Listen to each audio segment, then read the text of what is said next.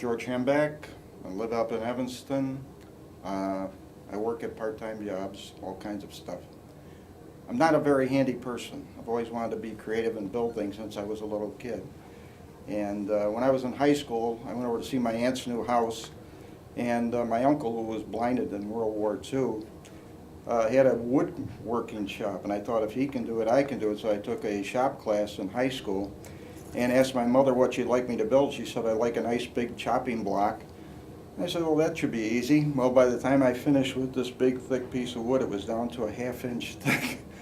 And then later on, I've always had storage units, so I decided to build some custom shelving. So I bought a bunch of 2x4s, half-inch plywood, and in the process of building it, just as I thought I was finished, I went behind it, and all of a sudden it all collapsed on top of me. Fortunately, I left the door open to the storage unit, and after about 15-20 minutes, somebody walked by, and I asked them to come and help me because I was surrounded by wood and spikes and all kinds of things. So he kind of laughed, but he helped get me out of the jam I was in. So, like I said, I've never been handy.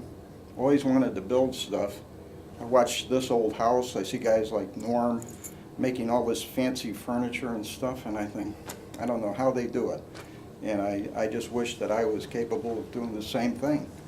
I always have a lot of projects that I like to do, but I don't have the tools.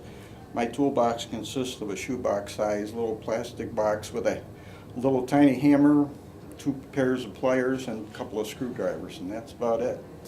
So I think I'd be a good candidate for this.